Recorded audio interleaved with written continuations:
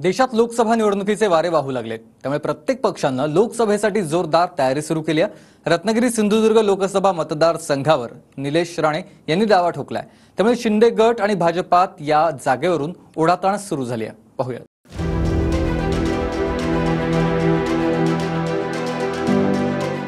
रत्नागिरी सिंधुदुर्ग लोकसभा मतदारसंघावरून भाजपा आणि शिंदे गटामध्ये रस्सीखेच सुरू झाली आहे।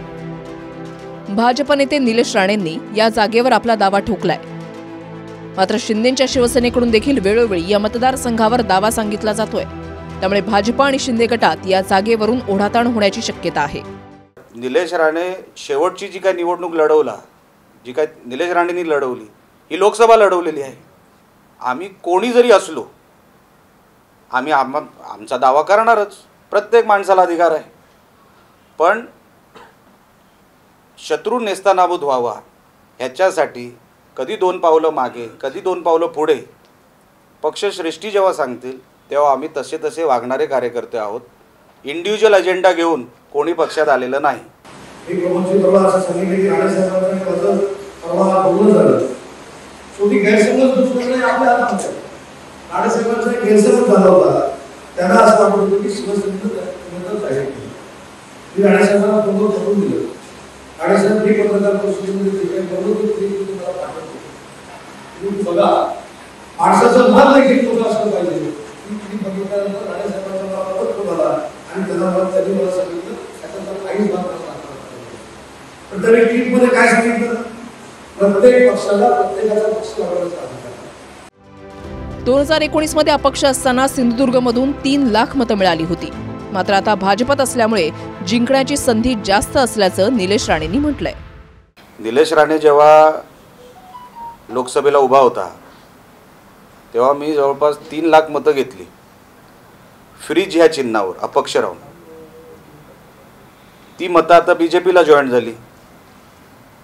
बीजेपीची अगोदरची मतं, राणे आल्यानंतरची मतं, ह्याच्यामध्ये ती मतं ॲडच झालेली आहेत, ती मोजणारच आम्ही।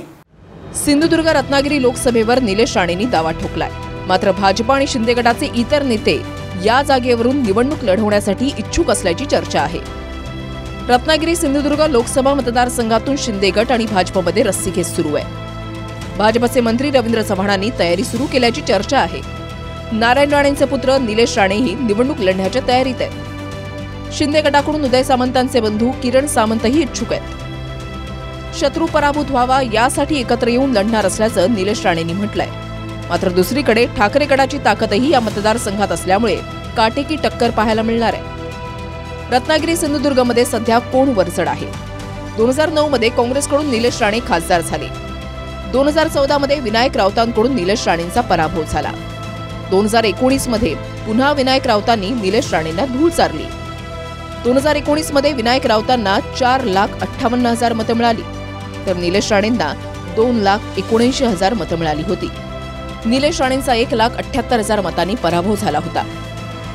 रत्नागिरी सिंधुदुर्गच्या जागेवरून भाजपा आणि शिंदे गटामध्ये ओढाताण सुरू आहे। दोन्ही पक्षाकडून या मतदारसंघावर दावा सांगितला जातोय, मात्र पक्ष नेतृत्व ठरवणार तो निर्णय मान्य असल्याचं दोन्ही पक्षाकडून सांगितलं जात आहे। Bureau report, TV9 Marathi.